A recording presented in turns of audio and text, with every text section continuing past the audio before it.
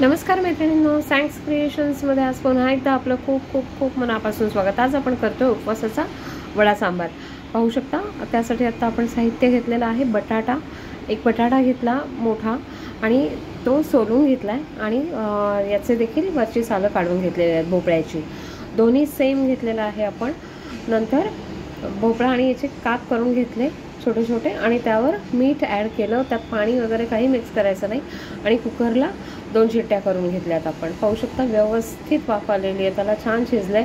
पाण्याचा अजिबात इथे वापर करायचा नाही, त्यामुळे चव अशी छान राहते या गोष्टींची। आता आपण थोडा भोपळा काढून घेतोय, कारण हा आपल्याला असाच अखंड याच्यामध्ये टाकायचा। तुम्ही बटाटा देखील काढू शकता। छान अखंड तो जर तोंडात आला सांबारासोबत खाताना तर खूप छान चव येते त्याची। आता आपण इथे पॅन घेतला होता, त्यात आपण जिऱ्याची फोडणी केली तुपावर आणि त्यात गरम पाणी ॲड केलं। आता आपण आधी वड्यांची तयारी करून घेतोय। वड्या त्यात मीठ ॲड केलं चवीनुसार। आपलं एक वाटीची आपली वरई आहे, तर आपण त्यात 2.25 वाटी पाणी ॲड केलेलं आहे, गरम पाणी। आणि त्यात आता चिली फ्लेक्स ॲड केलेले आहेत। पाहू शकता 1 वाटी आपण वरई ॲड केली। ही धुवून देखील तुम्ही ॲड करू शकता किंवा अशीच ॲड केली तरी चालू शकते।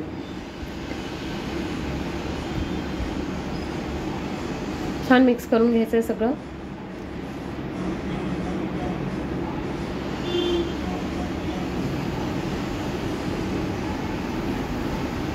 कोथिंबीर ॲड केली आपण। कोथिंबीरीमुळे छान चव येते। छान असं आपलं हे वड्यांचं मिक्सिंग तयार होण्यासाठी आता आपण आणखीन यात फ्लेवर्स ॲड करणार आहोत। मीठ, थोडी साखर, शेंगदाण्याचा कूट आणि 2 चमचे नारळ म्हणजे खोवलेला नारळ। नंतर हा मिरचीचा ठेचा तुम्हाला किती वडे तिखट हवे आहे त्याप्रमाणे तुम्ही ॲड करू शकता। पण हे वडे नुसते खाल्ले तरी छान लागतात। पाहू शकता वाफ आलेली आहे छान अशी।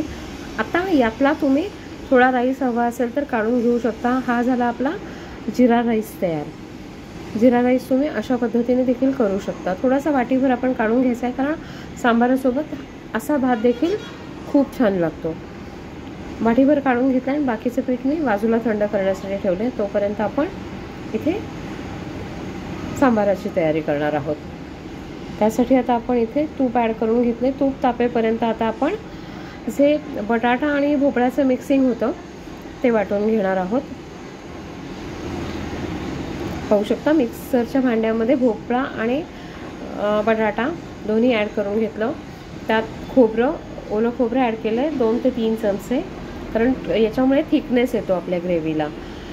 त्यानंतर थोडा 2 चमचे शेंगदाण्याचा कूट देखील ॲड केलेला आहे, यामुळे चव छान येते आणि थिकनेस येतो ग्रेव्हीला।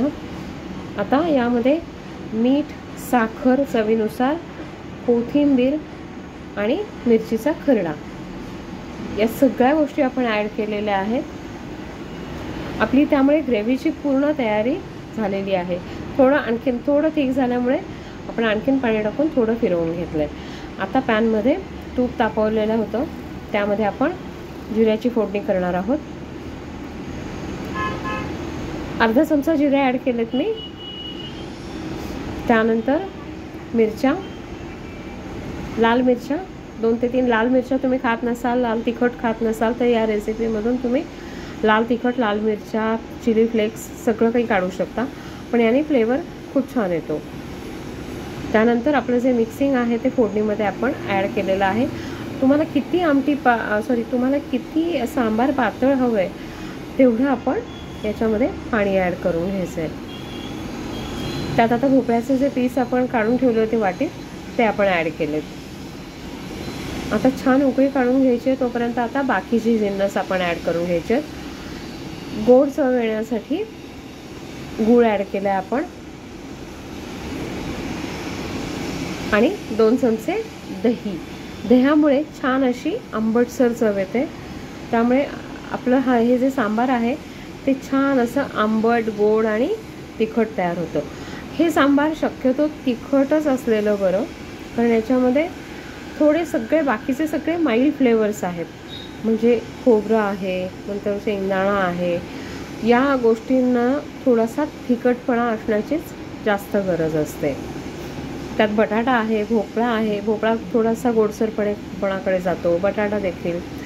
मग अशा वेळी आपण यामध्ये थोडा मिरचीचा खरडा एकतर जास्त ॲड करायचा, किंवा मग चिली फ्लेक्स, किंवा मग तिखट मी म्हटलं त्याप्रमाणे ॲड केलं तरी चालेल. मी आता दोन्ही पद्धतींनी करून दाखवणार आहे. छान असं पातळसरच ठेवायचं. पाहू शकता आता ते आपण छान उकळी काढून घेतली की ते घट्ट घट्ट होत जातं आणखीन व्यवस्थित. कोथिंबीर ॲड करून आता आपण पुन्हा एकदा उकळी काढून घेतोय.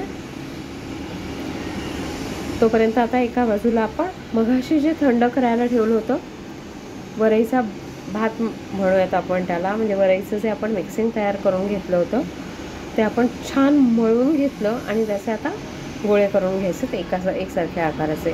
तुम्ही हे चपटे वडे देखील करू शकता. आणि आता हे सोडून घेतलेत आपण. तेल तापवून घ्यायचं आणि ते मध्यम आचेवर करून घ्यायचं गॅस, आणि त्यानंतर यात हे गोळे सोडून घ्यायचे. छान, अतिशय छान असे मस्त पोकळ वडे तयार होतात. आपल्याला वाटतं की वरई आहे आणि ते असे गोल झालेले आहेत, मग ते थोडेसे आतमध्ये दाट वगैरे होतील की काय. अजिबात तसं काही होत नाही. खूप छान असे आतून पोकळ आणि छान कुरकुरीत वडे तयार होतात. फक्त मध्यम आचेवर आपल्याला हे छान गोल्डन ब्राऊन रंगावर करून घ्यायचे. आपण वडे तेलामध्ये ॲड केल्यानंतर 2 मिनटं अजिबात त्याला हात नाही लावायचा. तेल वरतून देखील झाऱ्याने ॲड करत राहायचं आणि मग नंतर थोडे ते सेट झाले की मग हलवायला सुरुवात करायची. पाहू शकता किती छान असा सुरेख रंग आलेला आहे त्याला. यापेक्षा आणखी थोडा 1 सेकंदापुरता मी डार्क करणार आहे रंग आणि मी लगेचच काढून घेते. पाहू शकता आता आपण काढून घेतो. छान असे कुरकुरीत वडे होतात. हे आपण असेही खाऊ शकतो चटणीसोबत, किंवा आपण सांबार तर केलेलाच आहे, सांबारासोबत देखील आपण खाऊ शकतो. अगदी पोटभरीचं होतं हे. पाहू शकता पहिली पद्धत दाखवलेली आहे मी. या असाच देखील आपण सांबार पाहू शकता. याचा रंग किती छान आला आहे भोपळ्यामुळे. असाच देखील सांबार आपण सर्व करू शकतो वड्यांसोबत. हा देखील अतिशय टेस्टी लागतो.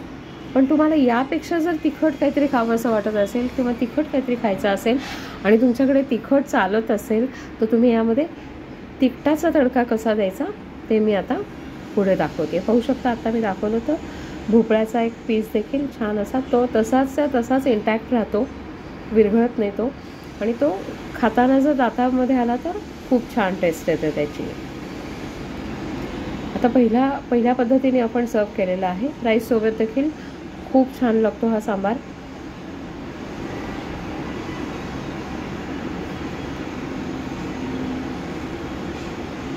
अगदी पोटभरीचं होऊन जातं, पूर्ण असं व्यवस्थित छान आणि टेस्टी असतं. उपवासामध्ये आपल्याला या अशा खाण्यामुळे उपवासाचं म्हणजे जाणवत देखील नाही की आपला उपवास आहे. कारण हे वडे देखील आता तुम्ही जर पाहू शकत असाल अजिबात तेलकटपणा त्यात कुठेही शिल्लक नाही. खूप छान होतात हे वडे. आवर्जून करून पहा मैत्रिणींनो. तोडून घेतला आपण छान असा. एवढ्याच छोट्या साईजचे वडे करायचे की एका वड्याचे अगदी 1 किंवा 2च घास झाले पाहिजेत. दुसरी पद्धत आता आपण पाहूया. तडका पॅन घेतलेला आहे आपण आणि त्यामध्ये आता तूप गरम करून घेतलं आहे.